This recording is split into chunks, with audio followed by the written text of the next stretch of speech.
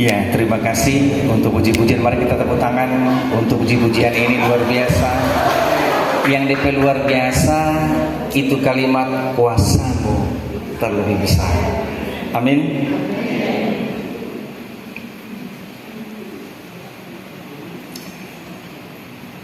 Salam sejahtera untuk kita semua. Shalom. Damai di hati.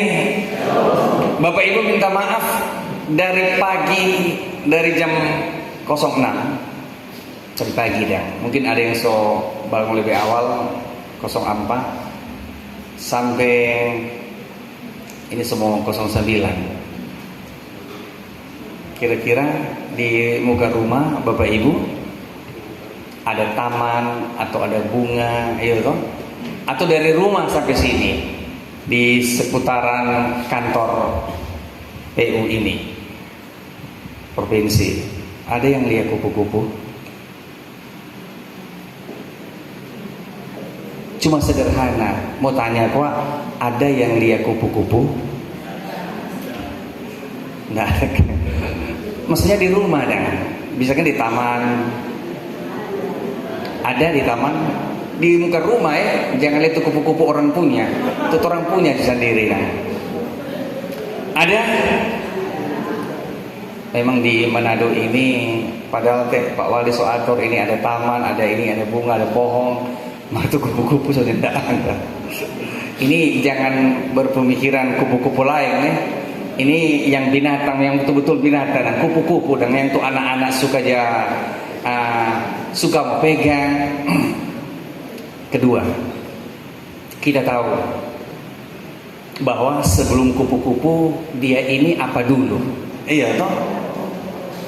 Sebelum kupu-kupu apa dulu? Tadi ibu-ibu dia bilang kepompong, angkat tangan yang setuju kepompong.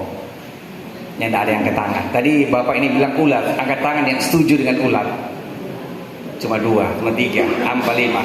Padahal ini hampir berapa ini? Hampir 100. Jadi sebelum kupu-kupu memang dua-dua betul. Karena dari ulat, siapa yang pernah pegang ulat dan orang jijik, apa yang anak-anak kita takut sekali kalau pegang, ini ulat kecil sekali. Ini gai dah, orang Manado bilang kecil, jijik orang pegang. Apalagi biasanya makan dan makan minta maaf ya, tanpa lain gitu kan, tuna bakar, ikan bakar yang selama-lama dan orang nak sadar kurang kaki, sementara makan, ih siapa disuka luar nih, apa dibilang, apa, semacam gai tapi apa, belatung, padahal cuma kecil, orang takut. Bayangkan hal yang kecil orang takut, orang ketakutan lebih besar dari apa yang sebelum kita lihat. Itu yang terjadi. Kita lanjut di kupu-kupu, sementara panjang sebentar. Jadi dari ulat, kemudian dalam masa tertentu dari ulat ini kan dia cuma makan daun-daunan. Ulat kan makan daun-daun. Bapak yang perhatikan, ulat ini bermakanan apa? Daun-daun. Makanya banyak sekali ulat di daun-daun. Dengan masa tertentu dari ulat ini dia berubah jadi kepompong. Dari ulat dia berubah jadi kepompong. Ulat, atau orang Manado bilang gai. Ilustrasi sedikit. Lain-kali kan orang kalau ibadah terlalu lama, apalagi tuh anak-anak dengan DP mama dan DP papa, kalau terlalu lama tuh ibadah, mak papa bilang begini, ngana dok sama dengan gai nangka. Lain-kali bisa begitu kalau firman lama. Bagi yang kok sedikit ngana, sama dengan gai nangka dong ngana. Karena apa maksudnya? Nyanda sabar dan so gelisah. Kita mau tanya, siapa pernah lihat gai nangka? Ibu-ibu jadi pasar kok, jadi bikin buah. Ibu-ibu pernah lihat gai nangka? Makanya orang sudah kan sama dengan gai nangka. Orang harus buktikan betul nggak? Orang yang bilang sama dengan gai nangka, maksudnya apa? Gelisah ketika ibadah atau ada sambutan panjang gelisah. Orang mesti buktikan betul nggak? Orang yang bilang gai nangka itu sama dengan orang kegelisahan ketika ada di suatu tempat. Pergi di pasar Karombasan atau bersahati. Kong cari tu nangka busuk. Karena kita ada alami itu Pak Sek. Kita di pasar mau bikin ibadah, mau itu bilang, orang bikin buah segar, campur nangka, dia campur-campuran. Kok kita di pasar karobasan?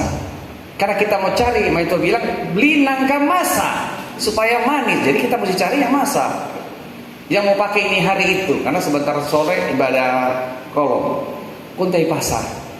Kita bisa sampai. Tanya, tante, ini nangka berapa? Oh mahal. Ya, ada yang murah, yang so masa sekali. Kalau dia kasih keluar, muncul tuh gai-gai dari nangka. Baru situ kita bilang, aduh betul, kamu udah bilang gai nangka. Itu gai di nangka, mau begini. Di pasar nanti besok, kau pilih tuh nangka busuk yang ada gai. Mau begini, kenapa dia mau begini? Karena tuh nangka kan karet, DP karet dan. Jadi tuh nangka jatah lem, jadi dia bawa loncat. Mau begini tuh nangka. Itu gai di nangka. Kau dalam pantesan orang ya menggambarkan gandok sama dengan gai nangka. Maksudnya kalau lama, orang kanan kiri itu pantas sama dengan gai kegelisahan. Lanjut. Dari ulat ini dia berubah jadi kepompong. Sudah perhatikan. Dari kepompong ini ada masa tertentu dari kepompong ini, maka muncullah sayap kanan, kiri, lalu dia langsung berubah menjadi kupu-kupu. Ketika muncul sayap kiri dalam masa tertentu dari kepompong itu, lalu dia mulai terbang. Waktu dia terbang, dia pergi di bunga, dia pergi di mana? Pertanyaan, apakah dia akan kembali ke tempatnya? Enggak. Ketika dia terbang, dia akan cari tempat lain karena dia bebas. Dalam istilah biologi, itu yang disebut dengan metamorfosis. Yang kita maksud, yang intinya adalah metamorfosis. Jadi metamorfosis dalam kamus bahasa Indonesia, metamorfosis dalam kamus bahasa Indonesia diartikan begini: perubahan bentuk yang permanen. Jadi ketika dia jadi kupu-kupu, dia mulai perubahan menjadi perubahan bentuk yang permanen, dan dia tidak akan, kupu-kupu ini tidak akan pernah kembali menjadi ulat atau dia akan berubah menjadi kepompong. Tetapi dia mengalami satu metamorfosis yang dinamakan perubahan bentuk yang permanen. Ya, mau saya katakan begini, kekristenan, gereja, kita adalah gereja. Kita harus terus mengalami satu perubahan. Bukan jadi sama dengan kupu-kupu terbang ke sana kemari, bukan. Tetapi kita harus mengalami perubahan yang baik ke arah Kristus. Kalau bahasa Alkitab, orang kata jadi manusia baru. Yang lama telah kita tinggalkan, sehingga dengan penebusan Yesus di kayu salib, maka kita dibentuk, diselamatkan, dan kita mengalami perubahan bentuk ke arah yang benar. Makanya Paulus katakan, Galatia, ya, dalam kitab Galatia dikatakan, namun aku hidup, bukan aku lagi, tetapi siapa? Yesus yang hidup di dalamku, dan hidupku yang kuhidupi sekarang di dalam daging. Alkitab bilang, Paulus katakan, telah ditebus dengan pengorbanan Kristus. Jadi kita hidup bukan kita lagi, tapi Kristus yang hidup di dalam kita. Bapak Ibu, begini, tema kita ini, kuasanya memulihkan. Saya selalu percaya bahwa kuasa Allah sanggup mengubah, memulihkan hidup kita. Sesuatu yang tidak mungkin dari setiap mata kita melihat, dari telinga kita mendengar, dari perasaan kita. Tapi kita tahu, Bapak Ibu tahu, dalam Tuhan tidak ada yang mustahil. Itu yang harus menjadi pegangan hidup kita. Amin, saudara. Tuhan mengubah hidup kita dengan cara Tuhan. Tuhan membentuk kita dengan cara Tuhan. Saudara perhatikan, tidak ada orang sukses tanpa proses. Betul? Tidak ada orang sukses tanpa proses. Sedangkan seseorang yang memiliki perusahaan, ketika anaknya akan menggantikan dia, DP papa, DP mama ingin dia harus melewati proses, walaupun DP perusahaan. Kenapa?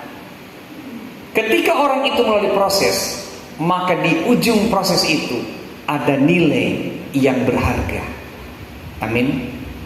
Ada nilai. Betul nggak? Ini 100.000 satu lembar, 100.000. Bapak Ibu kucak-kucak, minta maaf, kucak-kucak. Kok ada PC itu? Ada PC kan? Mana usah terlalu ramas kuat, kasih muncul DP warna-warna merah begitu, yaitu DP 100. Kong ada lumpur, ada PC, kan habis ujang PC kan taruh situ. PC loh, siapa mau ambil? Orang lewat, pertanyaan, orang mau ambil enggak? Pasti orang ambil itu, biar cuma PC. Lain kali, so nak model tuh doi, karena so tercampur-campur dengan macam-macam, orang dua cuci, dia jemur, dia setrika bagus-bagus. Pertanyaan kedua, kenapa orang ambil? Karena dia, betul, dia bernilai. Dan uang itu mau menunjukkan, sedangkan uang itu bernilai, not orang. Orang bernilai di hadapan Tuhan. Amin.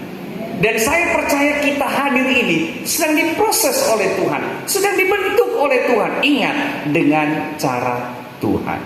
Saudara catat, ketika saudara bergumul, apa saja ya pergumulan, dalam bentuk apa saja, termasuk di kantor ini, saya mau katakan, Tuhan sedang memulihkan, memproses Anda, memulihkan Anda dengan caranya. Amin. Cara Tuhan itu beda-beda. Ya, bayangkan dalam firman ini digambarkan Yeremia, Tuhan memberikan, menyampaikan sesuatu, pergi ke tukang periuk, lihat apa yang dia kerjakan. Kalau tukang periuk di Minahasa ini ada di mana? Di kampung mana? Betul. Di tukang periuk di sini paling banyak di kampung Pulutan. Angkat tangan orang Pulutan. Kita di sana kalau kita lihat orang Jabeking tu guci dan tu bejana dah. Lain kali kau orang berdiri di sana, lihat tuh bapak-bapak Jabeking. Ya, diambil tuh tanahnya nak berharga reken, tanah yang cuma orang lempar-lempar kan. Lain kali anak-anak bermain akang, injang, nggak berharga tuh tanah, lihat itu. Mar di tangan seorang tukang, tanah yang tidak berharga itu di tangan seorang tukang, dia membentuk tanah, lihat itu, dia meramas tanah, lihat itu. Lain kali kalau dia ramas jadi kecil di leher, mar kalau dikasih kembangkan DP tangan ini jadi besar tuh guci itu. Bayangkan tanah yang tidak berharga di seorang tukang, ya, tukang periuk itu menjadi bahan yang bernilai. Hebat, luar biasa. Ya, tidak berharga dengan itu tanah itu, tapi di seorang tukang periuk bahkan mahal tuh, di harga tuh guci-guci mahal, bernilai kan.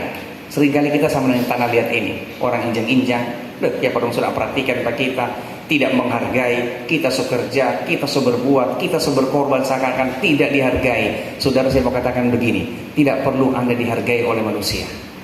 Anda kerjakan saja yang baik, Anda kerjakan saja yang jujur, Anda kerjakan saja yang setia. Itu tidak sia-sia. Di mata manusia mungkin sia-sia, tidak dihargai, tapi di mata Tuhan tidak. Ini firman bilang begini, jikalau engkau setia dalam perkara kecil, saudara catat baik-baik, jikalau engkau setia dalam perkara kecil, maka aku akan mempercayakan engkau pada perkara-perkara yang lebih besar. Mungkin ini nonsen bagi pemikiran kita, tapi firman ini Bapak Ibu, sekali lagi, tidak ada orang sukses tanpa proses. Kalau engkau setia pada perkara kecil, Tuhan akan percayakan engkau pada perkara yang besar. Saudara perhatikan, kapan perkara yang besar Tuhan percayakan? Proses Tuhan. Proses itu, di ujung proses itu ada nilai. Anda dihormati, Anda dihargai, karena Tuhan. Kemudian Tuhan bilang begini, kalau engkau tidak benar dalam perkara kecil, saudara perhatikan, kalau engkau tidak benar dalam perkara kecil, engkau pun tidak akan benar pada perkara-perkara yang besar. Tetapi setialah dalam pekerjaan kita. Amin. Di kantor ini kita setia. Lakukanlah tugas itu bertanggung jawab. Lakukanlah tugas yang dipercayakan itu jujur, benar. Lakukanlah semuanya itu dengan baik, supaya orang bilang begini, "Aduh, di kantor ini banyak orang Kristen, tapi sungguh-sungguh orang-orang itu menjadi berkat bagi sesama." Amin. Ini ibarat kok, ini PU ini ibarat tukang periuk. Dia mau desain ini Sulawesi Utara. Yang dia nak model, mau bikin berharga. Di mana? Dengan cara-cara apa? Dengan Bapak Ibu yang dipercayakan di tempat ini mendesain kabupaten ini, daerah ini, didesain apakah itu jalan apapun dalam bentuk-bentuk. Jadi desain orang ini semacam tukang periuk dan ya di manusia, di dalam kehidupan sehari-hari kita mendesain sesuatu. Untuk apa? Untuk kemakmuran banyak orang, untuk kesejahteraan banyak orang. Saudara, kenapa Tuhan ingin Yeremia melihat tukang periuk itu? Konteksnya, karena umat telah melakukan kesalahan. Dan umat melakukan kesalahan dan seakan-akan tidak ada mengalami perubahan. Tapi Tuhan bilang, ayat 4, ini hebat Bapak Ibu. Ayat 4, apa yang dikatakan firman Tuhan? Bukan ayat 4, ayat 6. Ayat 6, ketika Yeremia mendengarkan suara Tuhan untuk melihat tukang periuk, apa yang dilakukan? Ayat 6 dikatakan begini. Tuhan bilang, masakan aku tidak dapat bertindak kepada kamu seperti tukang periuk itu? Hai kaum Israel, demikianlah firman Tuhan, sungguh seperti tanah liat di tangan tukang periuk, demikianlah kamu di tanganku. Bayangkan, masa aku tidak bisa melakukan seperti yang dilakukan tukang periuk itu? Allah bisa mengubah sesuatu yang tidak mungkin menjadi mungkin. Amin. Allah bisa mengubah kita dengan cara Tuhan membuat keberhasilan. Alkitab mencatat, mungkin 1-2 saja. Sudah perhatikan, kitab Kejadian, ada orang yang hebat di situ. Yusuf, dia diproses Tuhan dengan cara Tuhan, betul kan? Melalui saudara-saudara keluarganya yang sesudahnya ingin membunuh dia, akhirnya menjual. Di situ Tuhan memproses Yusuf demikian luar biasa. Rencana mau dibunuh, akhirnya dijual ke kafilah. Kemudian Potifar membelinya. Di situ pun dia telah bekerja dengan jujur, dengan baik, dengan setia, dengan bertanggung jawab. Tetapi ada orang fitnah pada dia. Bayangkan kan, orang sebaik itu jujur, sebaik yang bertanggung jawab, itu Yusuf kan? Tidak ada kesalahan. Bahkan Potifar sendiri mengakui ketika ada Yusuf, diberkati ini tampak, diberkati ini rumah. Tetapi apa akhirnya? Orang pun bisa memfitnah dia. Terproseslah dia di penjara. Tetapi itu yang kita bilang, kalau Tuhan yang memproses, itu DP nilai tinggi. Betul enggak? Kalau Tuhan yang memproses kita, itu DP nilai berharga, tinggi Bapak Ibu. Ketika melalui proses-proses itu kita lihat, di penjara pun Tuhan tetap memakai Yusuf. Dia bisa mengartikan mimpi seorang raja, sehingga dia menjadi pembesar saat itu. Bayangkan, dia menjadi orang nomor 2 di Mesir, mengatur semua yang ada di Mesir. Itu contoh Bapak Ibu. Kalau Tuhan memproses, DP hasil bernilai dan berharga. Kita sedang dipulihkan Tuhan, kita sedang diproses Tuhan. Percayalah akan proses Tuhan dalam banyak hal. Karena kalau Tuhan proses, DP nilai berharga, DP nilai tinggi, DP nilai berharga dan sangat tinggi. Karena Tuhan memproses kita dan memulihkan kita. Ada 4 hal. Ada 4 hal bagaimana Tuhan mengubah hidup kita. Ada 4 hal bagaimana Tuhan memulihkan kita. Belajar dari firman ini. Saudara perhatikan. Yang pertama, Tuhan mengubah hidup kita melalui kebenaran firman. Karena itu, jangan pernah mengabaikan untuk mendengarkan firman dalam segala hal. Apakah kita mendengarkan firman dalam ibadah? Apakah kita baca firman ketika kita membuka Alkitab atau tab atau gadget kita? Karena firman ini akan menuntun hidup. Firman itu Bapak Ibu akan mengarahkan kita. Karena kita tahu mana yang harus kita lakukan yang benar dan mana yang tidak. Sudah perhatikan, kalau orang baca Alkitab, bukankah kita sedang berkata-kata dengan Tuhan? Ada ayatnya? Ya, Yohanes 1 ayat 1. Boleh kita ucapkan bersama? Yohanes 1 ayat 1 dikatakan apa? Pada mulanya adalah firman. Firman itu bersama-sama dengan Allah. Dan firman itu apa? Kalau orang baca Alkitab, orang ingat kita sedang berkata-kata dengan Allah. Karena firman ini Allah. Makanya ketika orang dengar firman, kita mengetahui hati Allah. Dan Allah mengetahui kita. Amin. Bagaimana Tuhan mengubahkan hidup dan memulihkan hidup? Kalau sampai hari ini kita tidak pernah membuka telinga kita, kita tidak pernah membuka hati kita untuk mendengarkan suara Tuhan dan hidup dalam firman, tidak mungkin kita tidak akan pernah dipulihkan. Kita tidak akan ada pemulihan kalau kita tidak pernah mendengarkan firman. Ingat, Yeremia tidak menjadi seorang nabi besar dan mengingatkan mereka bagaimana Tuhan membentuk mereka kalau ayat 1 itu diabaikan oleh Yeremia. Karena ayat 1 berkata, Yeremia, perhatikanlah firmanku, ikutlah apa yang kusampaikan. Jadi ketika kita ingin ada pemulihan, orang kata harus dengar firman. Amin. Cuma lain kali kalau orang baca Alkitab, baru mau 1 menit orang baca Alkitab, iblis sotio pat orang pemata. Dia tiup pelan-pelan. Supaya apa? Mengantuk. Betul enggak?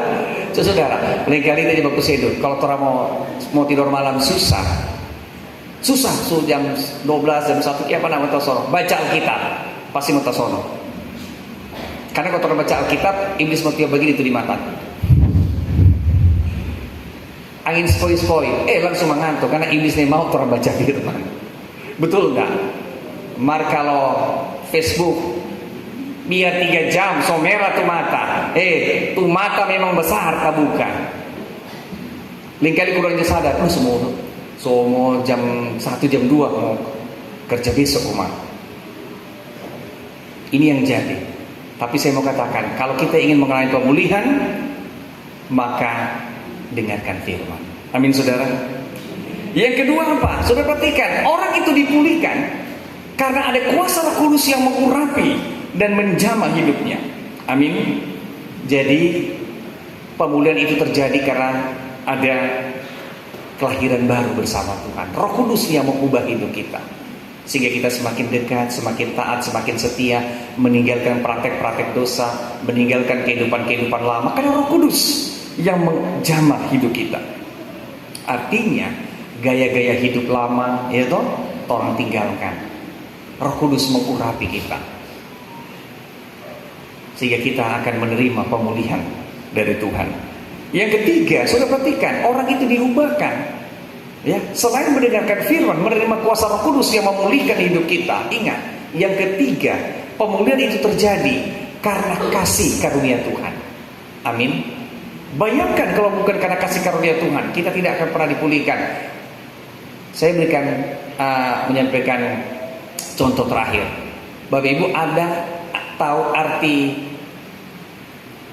tak lupa itu kampung penama dari Winangun dan Kong Winangun terus mau lihat Pineleng Lota selupa Winangun ujung kusok Pineleng Lota. Ada orang Lota? Kita mau tanya tuh orang Lota, apa arti Lota? Kita pimpin ibadah di Geming Lota. Kalau kita tanya, kita pimpin KPI di sana, Pak, kita tanya begini.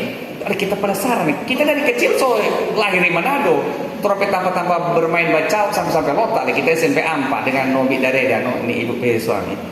Orang Jawa, terus tahu tuh Lota ini. Kok nanti kita jadi pendeta baru kita tahu DP arti. Kita mau bilang nih Pak Bapak Ibu DP arti. Tak tahu kok banyak orang yang tahu nih Lota DP arti. Cuma ada tuh orang Lota, coba bilang. Kok kita tanya Pak ini penatua kali kita mau cari penatua paling senior ini. Udah pas dia sampai, pas sudah usut tua ini om ini. Nah, Penak sebelum mulai kita tanya, Penak boleh kok kita tanya, Penak orang sini? Iya pendeta, dari lahir orang sini, orang keluarga besar di sini. Terus pas, Penak kita mau tanya dong, apa kok itu arti Lota? Oh itu kok pendeta, tuh Lota itu DP arti PC. Lota itu DP arti PC. Dulu orang kalau di kampung lewat ini Lota ini, lewat PC ini. Kau tahu, oh pas kita mau baca Yohanes 3 ayat 16. Karena begitu besar kasih, Yohanes 3 ayat 16, mari kita katakan bersama. Karena begitu besar kasih Allah sehingga mengaruniakan anak tunggal supaya setiap orang yang percaya kepadanya tidak binasa, melainkan oleh hidup yang kekal. Ada 2 poin, tidak binasa melainkan oleh hidup yang kekal. Sudah perhatikan, kita akan binasa kalau orang tidak diberikan kasih karunia Tuhan. PC artinya kita lebih PC daripada PC. Betul enggak? Orang lebih berdosa. Tetapi dengan kuasa Roh Kudus, contoh, orang anak-anak bermain di PC, ujang toh, Udah kotor-kotor. Cepat-cepat, mama sama saya bersih anak. PC, karena suka anak-anak orang PC. Waktu DP mama siram dengan air, bersih ini tubuh ini, tuh adik tubuh. Saya bersih. Soalnya ada PC yang melekat. Kita bayangkan, inilah hidup kekristenan kita. Dulunya jauh dari harapan Tuhan, lebih PC daripada PC lota itu, istilah lota itu. Tapi dengan kuasa Roh Kudus kita bersihkan. Bukan cuma fisik, Bapak Ibu, perhatikan. Bukan cuma fisik tubuh ini yang Tuhan bersihkan, sampai kedalaman hati, jiwa dan roh kita ditahirkan oleh Tuhan. Amin. Kita dibersihkan oleh Tuhan. Melalui apa? Pengorbanan Kristus di kayu salib. Darahnya menyucikan kita. Amin. Darahnya membasuh kita. Darahnya menyembuhkan dan memulihkan kita seperti tema. Amin, saudara. Inilah bagian penting dari ketika Tuhan memproses, memulihkan hidup kita. Yang terakhir, cara Tuhan memulihkan hidup kita. Bagaimana Tuhan memproses kita untuk mengingatkan supaya tetap kita hidup dalam kedisiplinan dan ketaatan. Terakhir ini Bapak Ibu. Amin. Orang juga orang Kristen mesti disiplin, mesti taat. Karena Tuhan sering mengubah karakter kita melalui kedisiplinan hidup kita. Tuhan sering kali mengubah hidup kita. Bayangkan umat Israel, Tuhan ubah mereka di padang gurun selama 40 tahun agar mereka tetap percaya dan mengandalkan Tuhan. Itu proses Bapak Ibu. Pemulihan terjadi, kesembuhan terjadi karena melewati proses. Tapi proses dengan cara Tuhan. Sebab itu, kalau Tuhan sedang memproses kita dalam pergumulan apa saja, saudara pegang Roma 5 ayat 3 sampai ayat 5. Ketika Tuhan memproses, kita pegang firman ini yang berkata apa? Karena kita tahu bahwa kesengsaraan pergumulan kita menimbulkan ketekunan, dan ketekunan menimbulkan, Alkitab bilang ketekunan menimbulkan tahan uji, dan tahan uji menimbulkan pengharapan. Dari kata kalau orang bergumul, ini kesengsaraan ini ya akan menimbulkan, kesengsaraan ini akan menimbulkan, dalam firman Tuhan katakan ketekunan, dan ketekunan akan menghasilkan tahan uji, dan tahan uji menumbuhkan pengharapan, dan pengharapan itu tidak pernah mengecewakan hidup kita. Amin saudara. Tetaplah melihat apapun yang terjadi dalam hidup kita, Tuhan sedang memproses agar di ujung proses kita bernilai dan berharga. Demikian firman Tuhan. Amin. Dipersilakan puji-pujian kalau masih ada.